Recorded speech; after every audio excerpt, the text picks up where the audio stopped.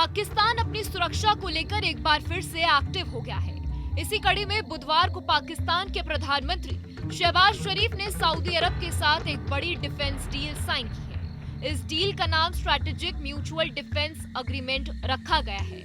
इस समझौते के मुताबिक अगर किसी एक देश पर हमला होता है तो इसे दोनों देशों पर हमला माना जाएगा, यानी दोनों देश मिलकर जवाब देंगे। इसके तहत पाकिस्तान और सऊदी अरब रक्षा सहयोग बढ़ाएंगे, मिलकर नई तकनीक और क्षमता विकसित करेंगे और किसी भी संभावित हमले से बचने के लिए संयुक्त रणनीति बनाएंगे। वैसे पाकिस्तान और सऊदी अरब के बीच ये कोई पहली बार नहीं हो रहा है। साल 2015 में भी ऐसा ही एक इस्लामिक सैन्य गठबंधन तैयार किया गया था। इसे Islamic military counter terrorism coalition कहा गया था। इस गठबंधन की शुरुआत सऊदी अरब की पहल पर हुई थी और पाकिस्तान ने इसका समर्थन किया था। इस गठबंधन में शुरुआत में 34 मुस्लिम देश शामिल हुए थे, जो बाद में बढ़कर 42 हो गए। इसका मकसद था आतंकवाद के खिलाफ संयुक्त कार्रवाई करना। इस गठबंधन का कमांड पाकिस्तान के पूर्व आर्मी चीफ राहिल शरीफ को दिया गया था। वे साल 2017 में रिटायर्ड होने के बाद सऊदी अरब की राजधानी रियाद गए और वहां से इस गठबंधन का नेतृत्व कर रहे थे। हालांकि ये गठबंधन अपने मकसद में सफल नहीं हो पाया।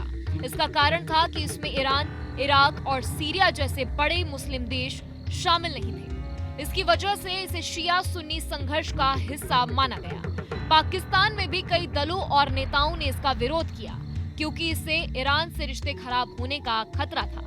पाकिस्तान ने आधिकारिक तौर पर कहा था कि ये गठबंधन किसी देश के खिलाफ नहीं, लेकिन फिर भी इसे सऊदी अरब के ईरान विरोधी रुख के साथ जोड़कर देखा गया।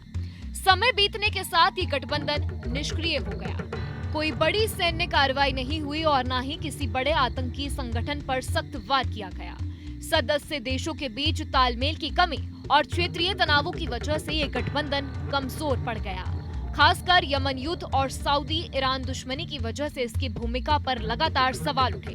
अब जब पाकिस्तान और सऊदी अरब ने नया रक्षा समझौता किया है तो उन्हें 10 साल पुराने इस अनुभव से सीख लेनी होगी। इस बार अगर वो इसे केवल कागजों तक सीमित रखने के बजाय जमीन पर लागू करें तो दोनों देशों की सुरक्षा क्षमता बढ़ सकती है। पाकिस्तान के लिए ये समझौता इसलिए भी अहम है क्योंकि उसकी अर्थव्यवस्था कमजोर है और वह अपनी सुरक्षा को लेकर दूसरों का सहयोग लेने पर मजबूर है। ये डील पाकिस्तान को सुरक्षा का भरोसा दे सकती है, लेकिन इसके साथ उसे अपने कूटनीतिक संतुलन को भी संभालना होगा ताकि किसी नए विवाद में ना फंसे। जहाँ भक्ति है हर शब्द में, कथाओं में छुपे हैं दिव्य रहस्य और ज्योतिष देता है जीवन को दिशा। धर्म से जुड़ी हर बातों को जानने के लिए हमारे चैनल स्तुति को सब्सक्राइब करें। चैनल पर जाने के लिए इस लिंक पर क्लिक करें।